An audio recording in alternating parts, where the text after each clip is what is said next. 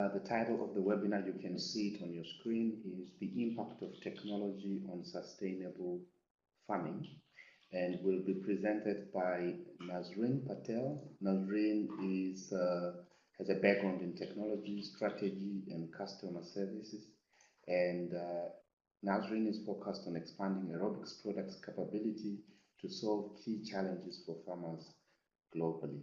She has a wide range of experience in Europe, Middle East, and Africa.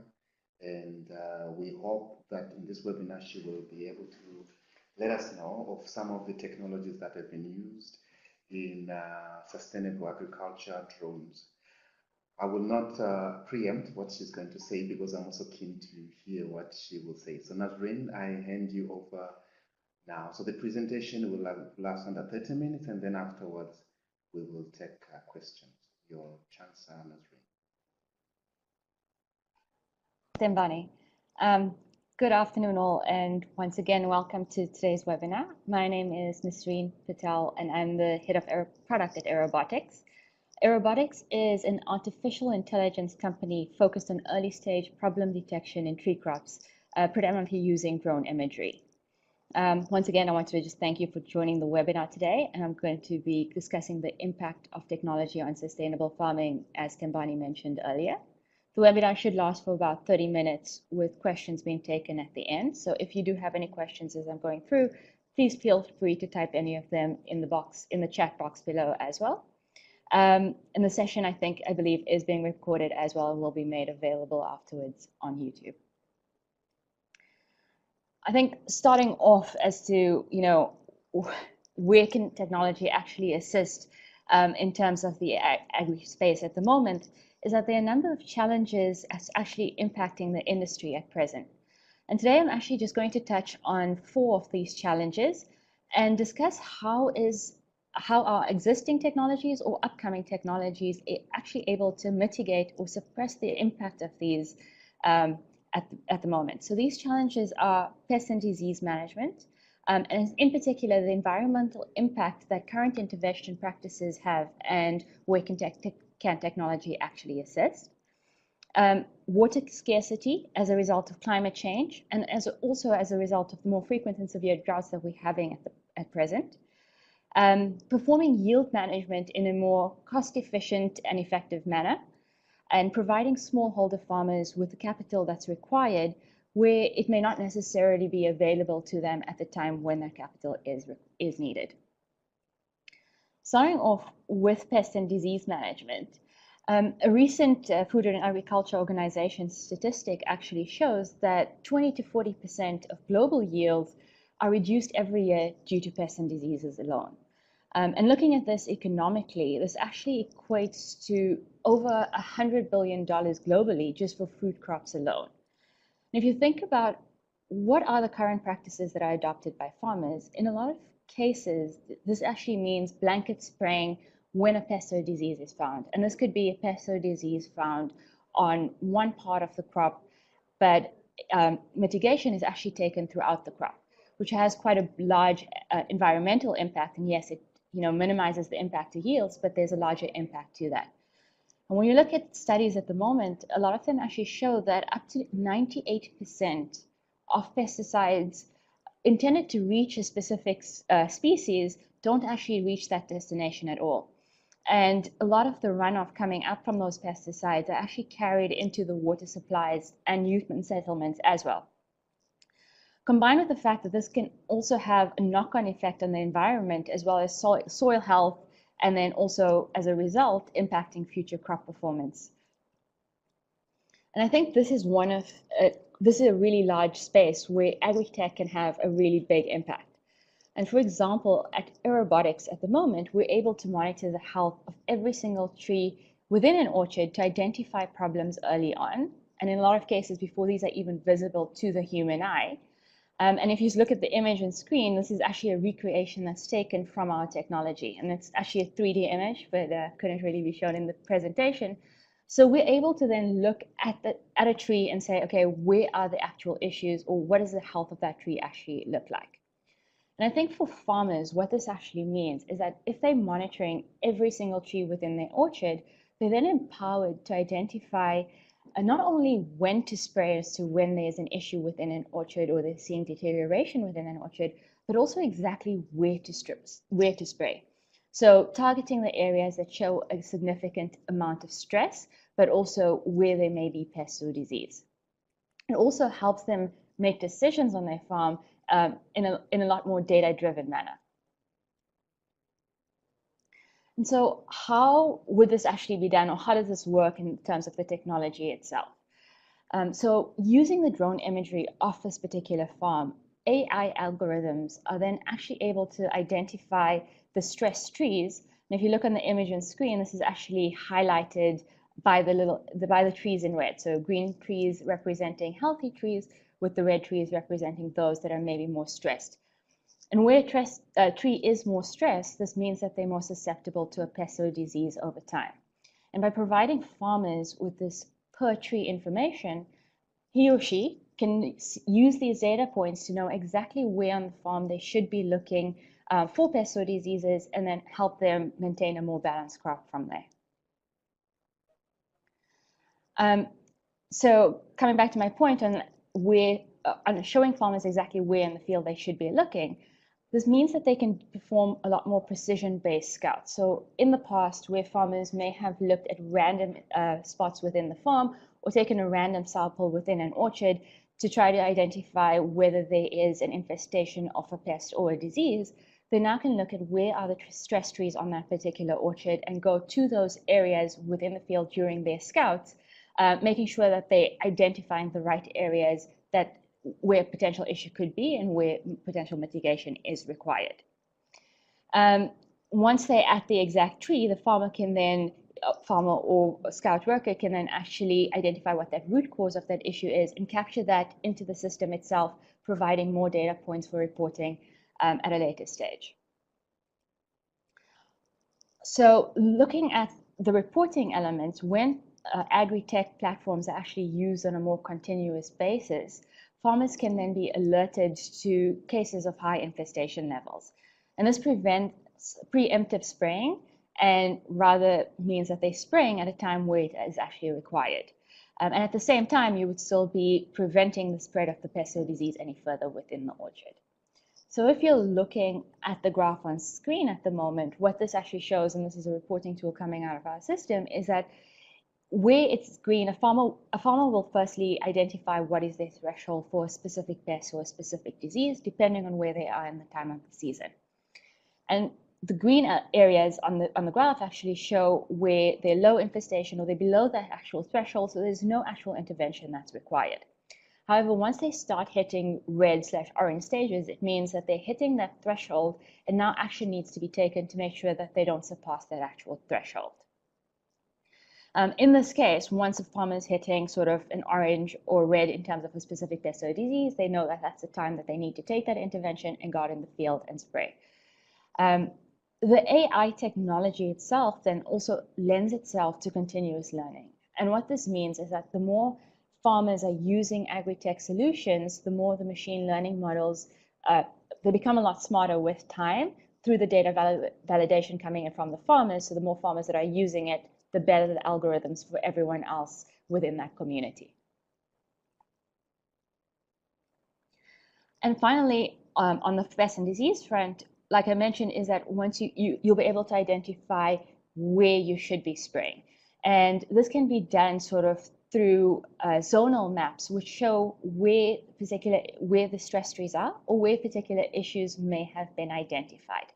And that then breaks it down into perhaps 3 or 5 zones within an orchard, so farmers are able to identify that those are the areas that actually require more intervention.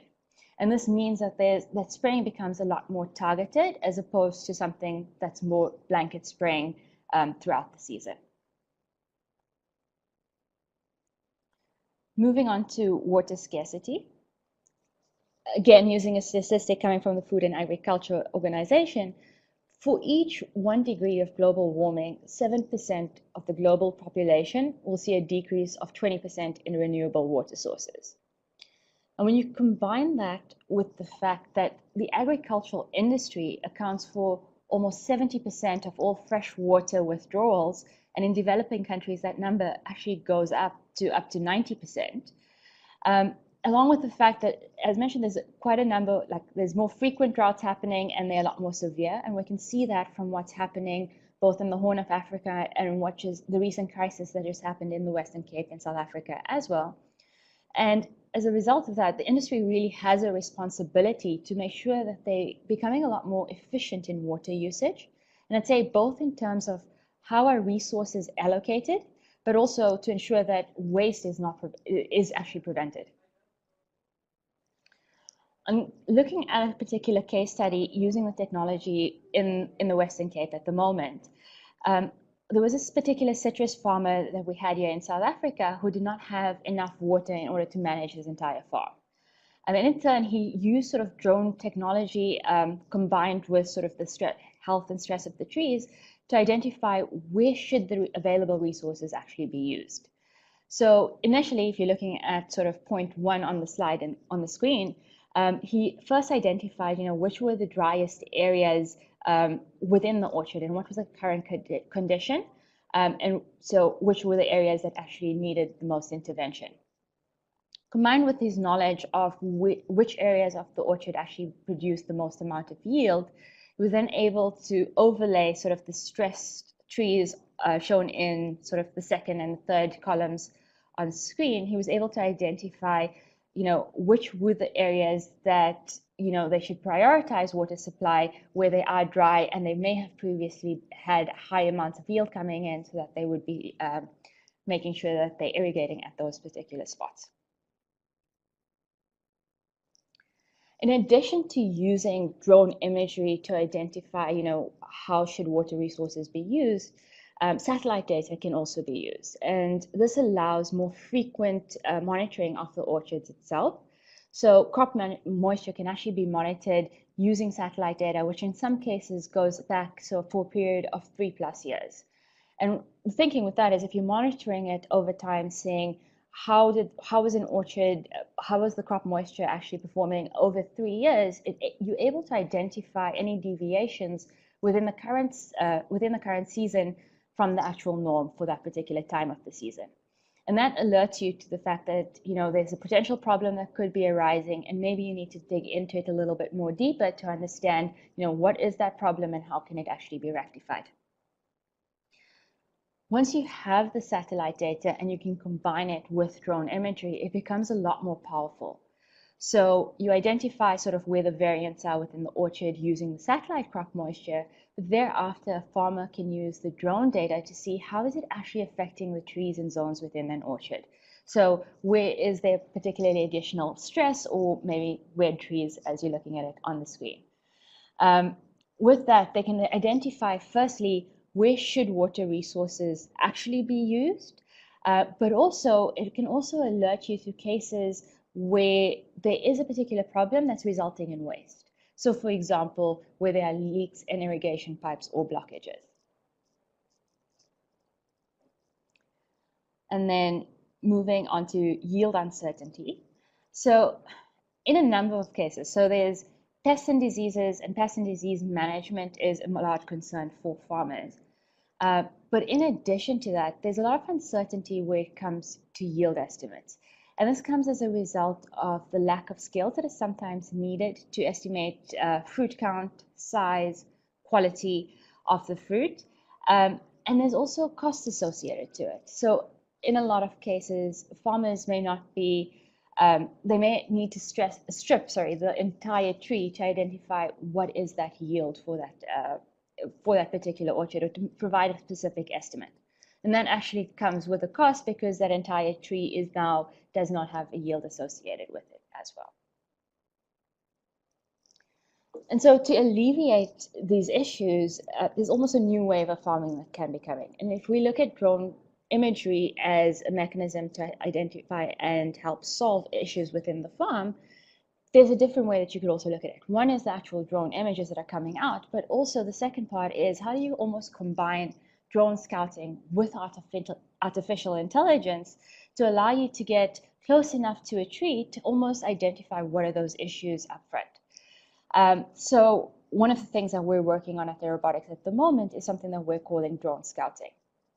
And what this allows is it allows a farmer to get up to 1 meter above a tree. And this allows the identification of more leaf level analyses, which then opens up a whole new realm of possibilities. With sort of a high resolution image of a tree sitting in front of the farmer, we're then able to add machine learning on top of that to try to identify and count, what are the flowers and fruits on a tree. And if you're able to account what the number of flowers on a tree look like, it's then the biggest indicator of what is the potential yield for that crop. And along with that, we can then start looking at the size of the fruit or potential size of the fruit, depending on how that growth curve actually looks.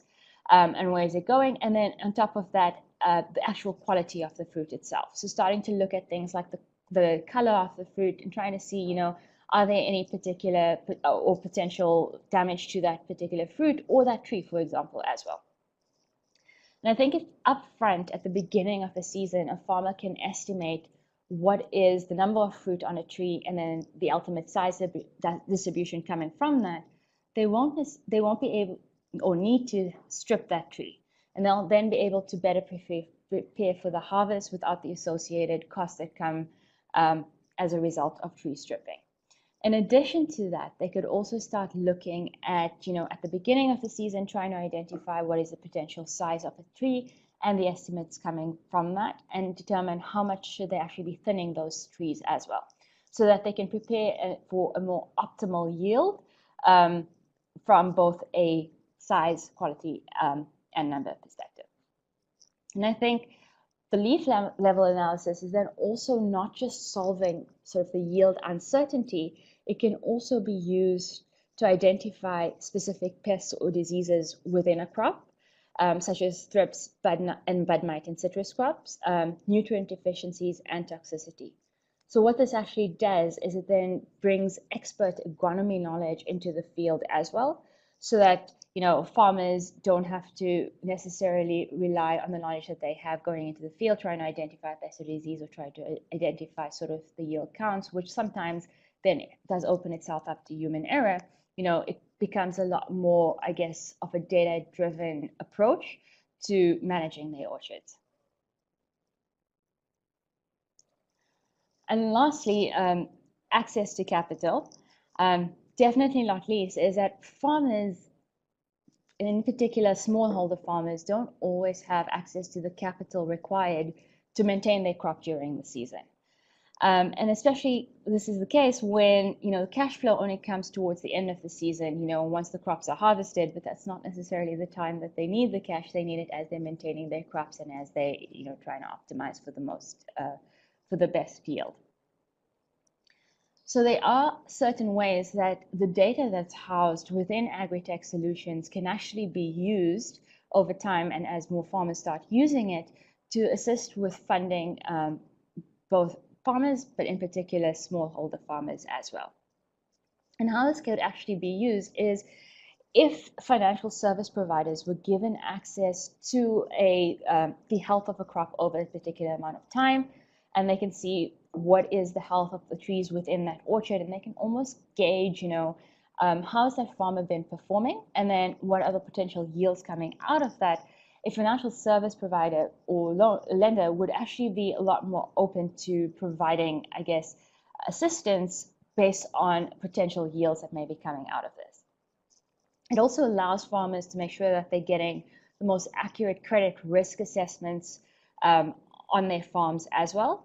And then also looking at farmers that maybe aren't existing holders of a particular farm or are looking to acquire more farms, and then going through that process, they're able to identify sort of the performance over time and the actual impact on the yields. So if they're able to identify how did this particular orchard or farm, all of the orchards in the farm perform in the time. So where there were stressed trees, was mitigation actually taken, was action taken against that, and how did that actually impact the health over time? So if you're almost seeing that a tree is going from, I guess, poor health and stress, and then we're bringing that health up over time, it provides a lot more confidence, I guess, and then also adds to the credit risk assessment from there. And then I would say, finally, from there, farmers actually have access to micro lending through a managed platform. So in a case, for example, where a farmer may not necessarily have access to the materials required to take intervention on their crop, either in the case where maybe it's not readily available within their area, or where they may not necessarily have the upfront capital that's required for that intervention, a managed platform coming from an agri-tech solution could almost work as an intermediary between co-ops and the farmers. So this platform could connect the farmers with co-ops that have the required materials, and at the same time, the platform could be almost used as a loan service provider. So this then provides the farmer with the access to the right tools that are required to actually take mitigation. So it ensures that there's earlier treatment of the problems, they're getting increased output coming from their farms, there's quick and timely intervention as well, so it prevents further loss of crops. And then there's also credit scoring, I guess, that's used on an alternative mechanism, because the managed platform would be sort of providing that loan upfront and providing the farmer with a way to pay towards the end of harvest, or once they've actually gone through to the end of the season. And then on the co-op's perspective, this actually helps the co-ops because they connected to a lot more farmers that are maybe not necessarily within their geographic region, and again, helps them with potential resources that they have on hand, or materials that they have on hand that are maybe not moving for any particular reason. And that actually brings me to a close. So I would like to thank you again for attending today's session. I know we're going to be moving over to questions now. I think Thembani is going to be moderating those. Thank you so much, Nas. It was a very nice presentation. And also, we like the examples of that you used, but I don't want to preempt this. So to our participants, you have an opportunity to pose your question, so you could chat in your question, and then our presenter will be able to answer them. While our participants are chatting, maybe Nasa can pose an icebreaker question. Most of the times, the challenge that comes with technology to farmers in Africa, in sub-Saharan, is affordability. What is your comment on that? Yes, that's sure. So to make sure that I understand your question, Thembani, you're talking more around the affordability of the agri-tech solutions to the farmer. Is that correct? Yes, yes. Yeah. So I think my comment on that would be is that a lot of the agri-tech solutions are almost viewed as an additional cost to the farmer. But I think the way to actually be looking at it is, what are we preventing as a result of that? So there's a lot larger risk if there is a potential loss to the crop as a result of a particular pest and disease, for example. So there's a larger risk to a farmer, I would say, if they're not investing in, I guess, more precision-based tech tools that are going to help them, one, increase yields and increase sort of their output and lower their costs over time as a result of the amount that would then need to be spent either in prevention of a particular pest or disease, or the risk of then losing the entire crop as a result of that as well. Okay. So thank you for that answer. To our participants, please, you could type in specific questions on the chat box.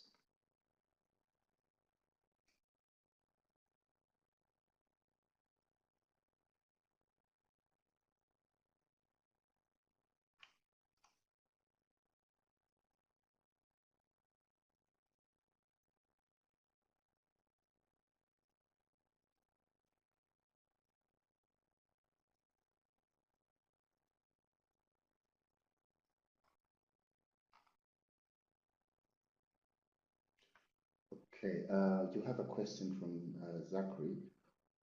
What is the next innovation in AgTech that will be the biggest impact for farmers? So I think what I would say as to like the next big innovation, to me, it's just really how do we build on the machine learning element, combined, I guess, with the Internet of Things. So I think on the machine learning element, I spoke about some of it on the yield uncertainties, and doing a little bit more of a leaf level analyses to provide farmers with, I guess, more day-to-day examples of of what's actually happening within their crops. But I think over time, what this is that if you can almost work, these AgTech solutions can almost function as an alert mechanism. So if you could almost have drones sitting on a farm that are going out every day, taking images, taking like pictures all day, and feeding that information back to the farmer almost through an alert-based system, I think it changes the game quite a bit, because then everything's happening in real time. And I think using that technology, you can also start, surveying a much larger area within an orchard in a much shorter amount of time. That's maybe not necessarily applicable or like feasible right now as this is done on foot. And I think to me, the second part of that is not just on the drone technology side. I think there's quite a number of different areas within the agricultural ecosystem at the moment. So if you think about it, the presentation today focused a lot more on precision-based agriculture in terms of managing your crops, but you also then have sort of the Internet of Things. And that's where you're starting to look at sort of how is soil actually monitored. And once you start combining all of these different platforms together, I think it gives farmers more of a management type solution as opposed to, I guess, more, day-to-day operations. Thank you for that.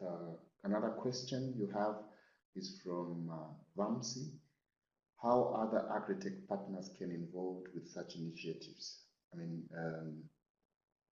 he's probably asking for partnerships arrangement. How do you work? Do you have to partner with others?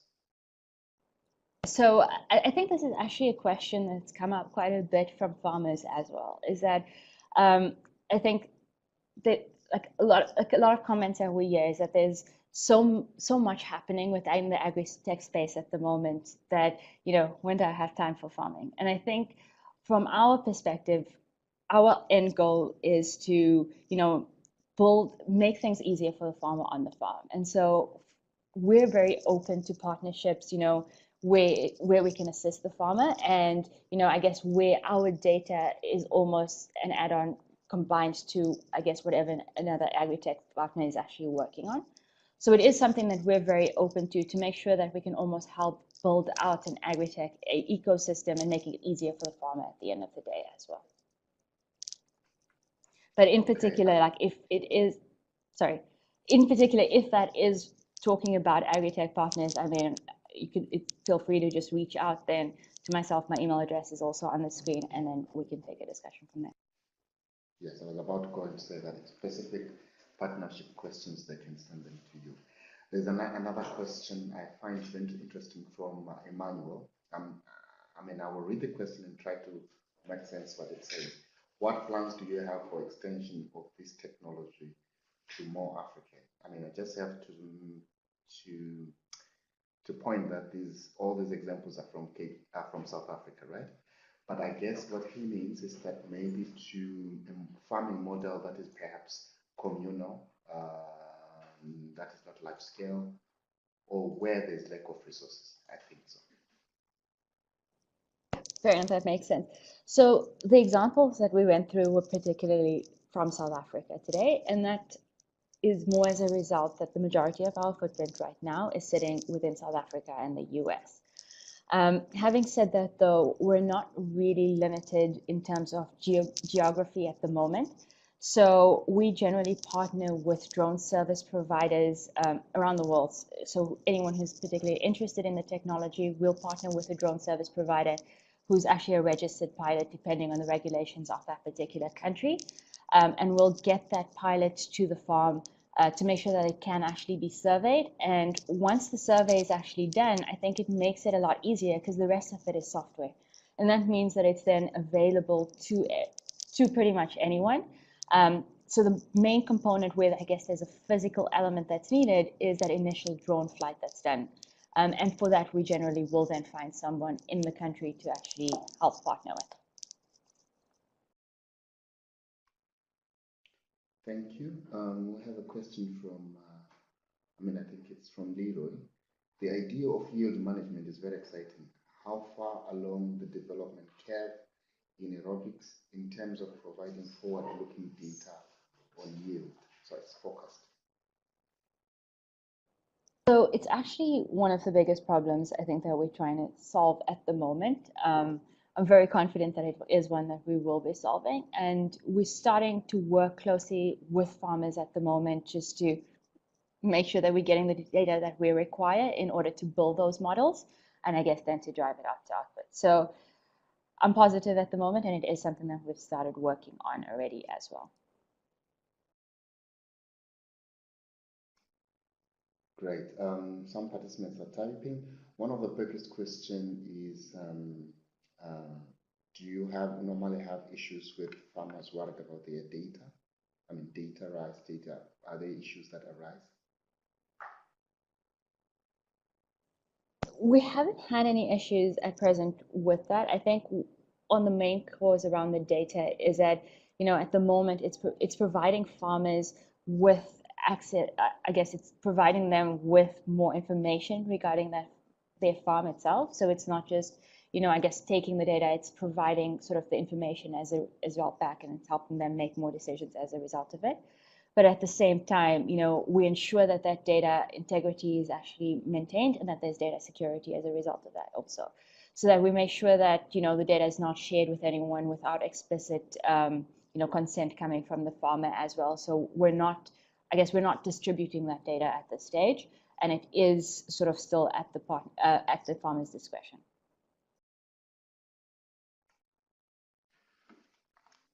Perfect. So we still have some more questions coming. Maybe let's give them some time to type these questions. Another question I had, I like the idea that you raised the issue of drought, the issue of stress. Has technology helped in such situations? So we've seen it help. I guess for us, the best use case right now is in sort of the Western Cape in South Africa, and I guess in a way that's where we're based right now as well. So it is one that we've been working with our clients on, and we've been able to see it. We've been able to see the results. So I guess one of the examples is the case study we went through, but also just chatting to some of our clients. What I've generally found is a lot of them have mentioned that they sort of start off by looking at their satellite data, and they just try to identify where the particular issues, and even like with like supplementary drone data or without it, it just gives them, I guess, a little bit more of insight as to like where to target within their orchard, so that they almost using it just to like, I guess, pay more attention as to where should they be focused on their orchard in terms of using the resources that they have. And then also, where the potential issues that they could be fixing as well in terms of like irrigation, for example. Thank you. We'll wait. We have some questions. Has your model been tried elsewhere in Africa except South Africa? We have had some clients in Tanzania previously as well.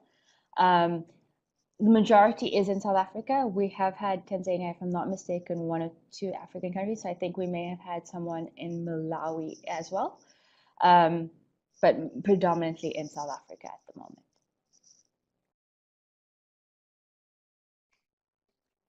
And always with orchards, any other type of crops that have been used? So we have flown on field crops as well. The difference I think that comes in with a field crop is that per tree information, or I guess the stand in this particular case, is a little less relevant, and it's a lot less close by. So it's more of an overall view of the orchard and trying to identify where is there stress in the orchard, and where are there variances, and so it's guiding farmers more to an area within their field, as opposed to a specific tree.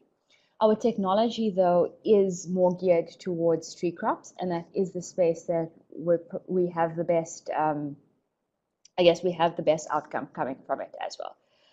So we're particularly focused on within the full tree crop space, so citrus, nuts, vineyards as well, sorry, not on the tree crop space, and then palm fruit and stone fruit as well. Okay, we have a question from Prayer. I think it's a comment. I believe we need more data, for example, identifying trips on the avocados and build up a recognition database for software to react on. How far are you with this? So it's asking about building up data and recognition database software for this. I think it's a very specific. I think I would say under drone scouting, I almost see this being in two phases. So on the first part of drone scouting, it's more before the AI actually comes in, is let's implement a drone scouting solution where high resolution images can be taken from a tree, and at that stage perhaps empower the farmer to identify what are those issues. So if a farmer can't be out in a particular orchard, they're able to at least get those images back and be able to analyze it and classify and see if there's any issues from there. But at the same time, we're then building our sort of the AI part solution from there, and that means collecting the data, but making sure that we're able to collect that data early enough in the process so that it still remains as early problem detection. And if we can train our machine learning models to then identify what those symptoms are early enough in the process, it then lends itself to, I guess, earlier detection for farmers themselves and earlier alerts coming through. So the first step for us would be to launch drone scouting as it stands as a standalone product where farmer would then go and classify and analyze those images. And that I would say we're very close to launching. So launching out to entire client base, I would say watch the space within the next month or two. And then from there on the software recognition side, that's one that we're building out as well at present, which may be a little bit longer, but it is sort of the next phase and one that we're working on in parallel as well from our side.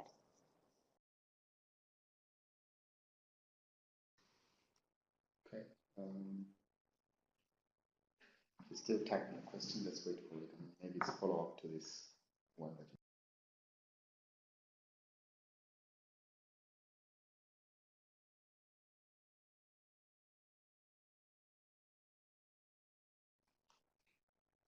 Wow, interesting question. From the farmer side, how can we assist you? So how can they? I think the biggest thing for us is to know, like, we're really building a solution to help our farmers and help our clients, and at the end of the day, if we can better understand where farmers' challenges actually reside, what are they really struggling with, we can then identify, how can we use our technology to assist. We really want to build our platform with our clients as opposed to us coming up with some level of solution and pushing it out there, and it may not necessarily be solving the challenge for the farmer 100%. So I mean, it's just, for us, it's a case of, if there's something that's a challenge from like an early problem detection perspective that you believe we can assist with, like, raise that with us, provide us with that feedback. Again, emails on the screen, feel free to email me. And then on the flip side of that is also, as we launch more products and as we build out our products, to continue to be providing feedback to us around like what's working for you or what's not working for you. Because we really just want to make sure that we're building this with our clients in mind, we're building it together, so we're coming up with a solution that makes sense as opposed to trying to push out a solution that our clients then have to work around too. Okay, any more questions from our participants? Any burning questions before we close?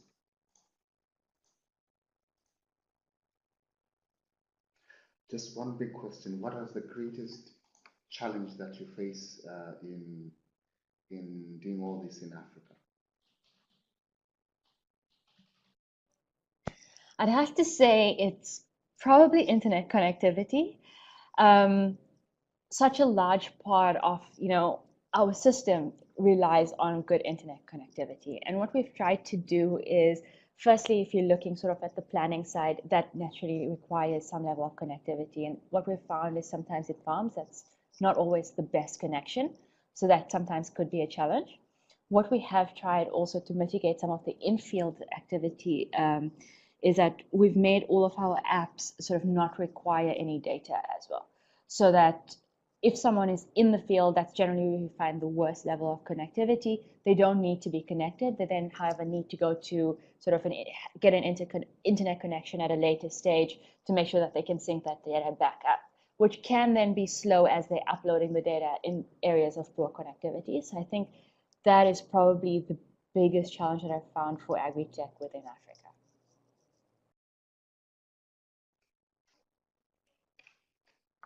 Thank you so much for the comments. I see that there are no more questions coming. Maybe it means that the presentation was super clear, we hope. To our participants, you can send specific questions. Nasreen's email is on the screen.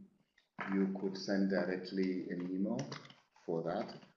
If you have a specific question related to FAO or e-agriculture, I am sending our email address for this.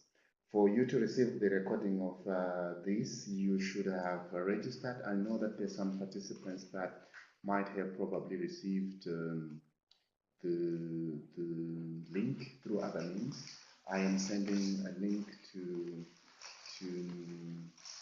the registration form, which you can use to put your email for the purposes of receiving the recorded session for this webinar. Having said that, I would like to thank Nas for this very lively presentation and the team behind aerobics. They have been very excellent in coming up and presenting this to us and showing us exactly what they do and how they apply technology in our field of study, which is food and agriculture. Thank you so much. And to our participants, thank you very much. We're looking forward for you in the next session. The PowerPoints and the recording will be sent to you. I just put the link for you. And I would like to say have a lovely day, and for those that